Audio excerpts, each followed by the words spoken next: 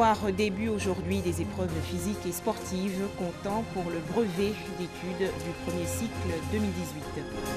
Enfin, 10 avril 2008 au Népal, victoire des maoïstes lors des élections constituantes. Bienvenue, Madame, Monsieur, bonsoir. Retour de congé pascal meurtrier pour des élèves à Sassandra, dans la région sud-ouest du pays.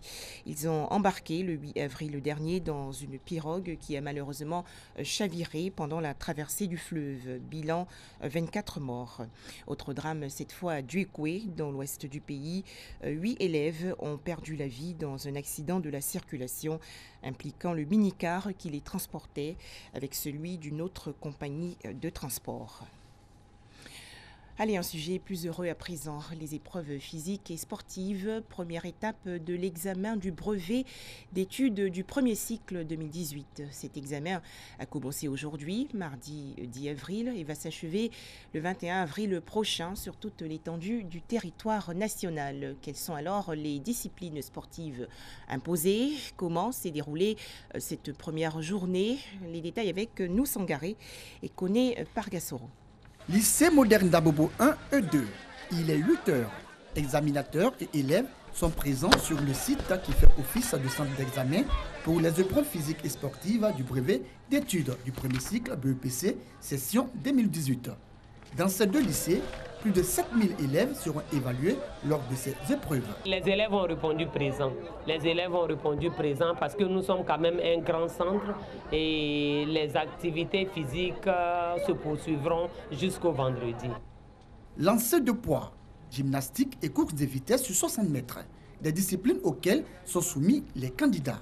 Obtenir donc le précieux sésame qui leur ouvrira les portes du second cycle, c'est l'objectif visé par ces candidats qui ne veulent négliger aucune matière. Le poids physique est une éducation physique et sportive qui compte beaucoup dans l'examen et est importante pour nous. Le poids physique n'est pas négligé parce qu'elle bouge d'autres matières. La forte pluie qui s'est abattue sur la ville d'Abidjan a perturbé le bon déroulement des épreuves. C'est le cas au lycée Adama Sanogo. Quand on est arrivé ce matin, tout s'est bien passé, il n'y a pas eu de problème. Bon, peut-être c'est en fonction de la pluie qu'on nous a dit de venir lundi. Aujourd'hui, on a débuté les épreuves. Il y a d'autres qui ont fait 2, il y a d'autres qui ont fait 1, il y a d'autres aussi qui n'avaient pas fini et puis la pluie a commencé. La programmation a été faite par étapes. Il y a un groupe qui passe les matins et le second le soir. Donc, je ne veux pas qu'il y ait un attroupement le soir. Par rapport aux élèves, on a décidé comme ça que ceux du matin doivent passer le lundi. Ces épreuves physiques et sportives marquent le démarrage de l'examen du BEPC, session 2018, sur toute l'étendue du territoire. Cette année, la direction des examens et concours a instauré la convocation de tests pour les épreuves physiques et sportives. Elle offrait à tous les candidats l'opportunité d'effectuer un ultime contrôle des informations sur leur identité. Cette procédure permettra de tester la fiabilité des fichiers des différents candidats au BEPC et au test d'orientation en seconde, à savoir l'identité du candidat, la langue vivante, la matière facultative et son aptitude à l'EPS. Autre actualité, plusieurs établissements d'enseignement supérieur et autres associations de jeunes étaient récemment en compétition lors d'un concours d'art oratoire. C'est une initiative de la plateforme des clubs de la francophonie appuyée par la Commission nationale de la francophonie. Il s'agit d'évaluer la capacité des candidats à mobiliser les techniques oratoires. De 500 000 personnes dans l'océan Pacifique. Face à l'auditoire, cette étudiante exprime ses idées. À sa suite, un autre, dans le même registre, expose ses arguments.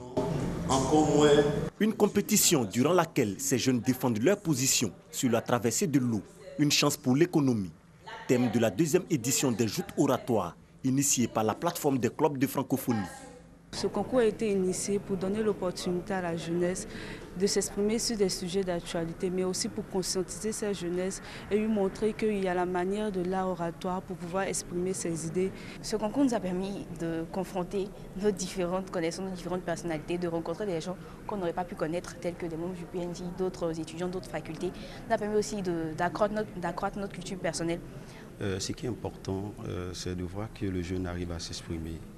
il faudrait utiliser la parole pour convaincre. Il faudrait utiliser la parole pour convaincre et non de vaincre. Revenons à notre cher pays, la Côte d'Ivoire. L'art oratoire pour permettre aux jeunes de développer des compétences personnelles. L'exercice met également en valeur l'utilisation de la langue française. Ils savent se documenter, ils savent donner leur opinion, ils savent réagir, ils savent que c'est cette langue-là qui va être leur porte-voix et leur trait d'union dans leur expression auprès de toutes les communautés et auprès de leur entourage. Nous avons à espérer de notre jeunesse parce que nous avons vu des jeunes très engagés au niveau de la francophonie à faire en sorte que les valeurs prônées par la francophonie soient une réalité. Les joutes oratoires ont réuni 16 équipes des établissements supérieurs et associations de jeunesse. La finale a opposé le Parlement des jeunes et l'Université méthodiste, vainqueur de cette édition. 158 personnes en situation de handicap vont bientôt intégrer la fonction publique ivoirienne. Décision prise par le Conseil des ministres du 4 avril dernier. La Confédération des organisations des personnes handicapées de Côte d'Ivoire se dit satisfaite. Elle exprime aujourd'hui sa reconnaissance et sa gratitude au gouvernement. Le point avec Noussangaré. 158, c'est le nombre de personnes en situation de handicap que le gouvernement ivoirien compte intégrer cette année à la fonction publique. L'annonce a été faite le 4 avril dernier. Ce vaste recrutement va favoriser l'insertion professionnelle de cette catégorie de personnes qui souvent a du mal à trouver un emploi. La mesure qui contribuera à l'épanouissement des bénéficiaires réjouit la Confédération des organisations des personnes en situation de handicap en Côte d'Ivoire. Au vu des acquis, il nous paraît indispensable de sacrifier à une obligation en de telles circonstances, celui de témoigner toute notre gratitude envers son Excellence, M. Alassane Ouattara, président de la République de Côte d'Ivoire et son gouvernement pour tant d'efforts consentis en faveur de l'amélioration des conditions de vie et de travail des personnes en situation de handicap. Depuis quelques années, de nombreuses actions sont menées pour l'insertion socio-professionnelle des personnes en situation de handicap. L'État ivoirien veut lutter durablement contre leur insertion. En 2015, un premier recrutement dérogatoire avait permis l'insertion de 300 personnes en situation de handicap à la fonction publique. Cependant, des préoccupations demeurent. Toutefois, l'âge constitue un obstacle pour l'insertion de plusieurs postulants puisque le recrutement n'est pas annuel. À cet effet, nous demandons la révision de l'âge limite. Par ailleurs, nous souhaitons que le recrutement dérogatoire soit annuel et que le nombre de places octroyées soit revu à la hausse en 2019. La COP HCI, qui fédère cette organisation, invite par la même occasion les personnes en situation de handicap à l'Union pour plus d'actions en leur faveur. Qui a tué Ibrahim Barré Maïnassara?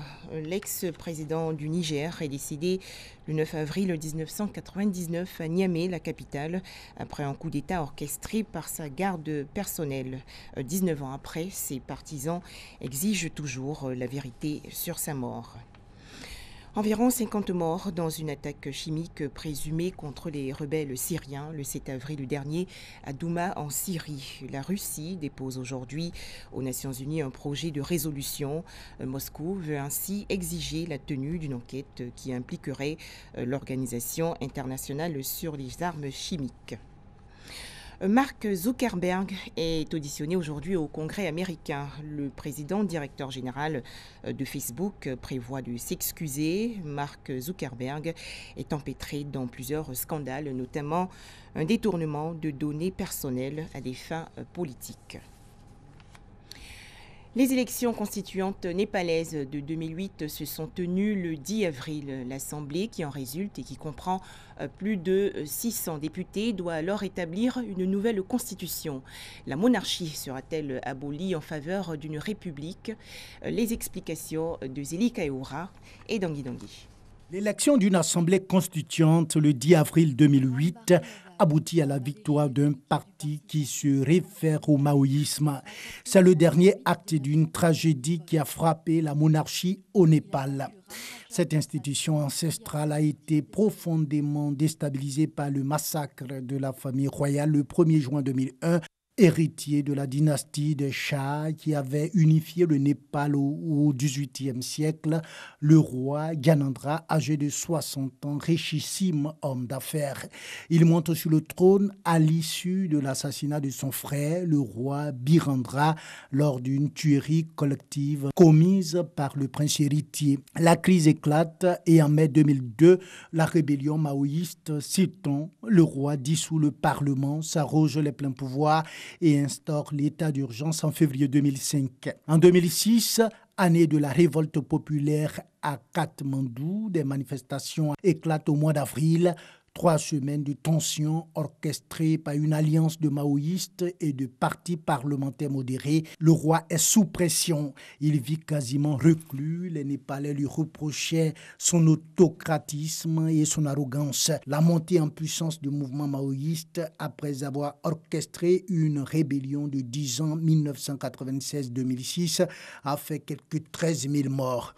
En novembre 2006, un accord de paix entre les partis parlementaires et les maoïstes, la guérilla exige que soit établie une république fédérale. Les insurgés acceptent de déposer les armes contre la perspective d'un démantèlement de la monarchie. La première tâche de la nouvelle assemblée est donc de liquider la monarchie. Le 28 mai 2008, le nouveau Népal républicain dirigé par le parti maoïste vainqueur des élections constituante du 10 avril. Invité par le Premier ministre à former un gouvernement, l'Assemblée constituante acceptera au total 601 députés désignés à l'issue d'un mode de scrutin complexe mêlant système proportionnel et majoritaire. L'Assemblée constituante népalaise, dominée par les maoïstes, met fin à la dynastie hindouiste des Shahs.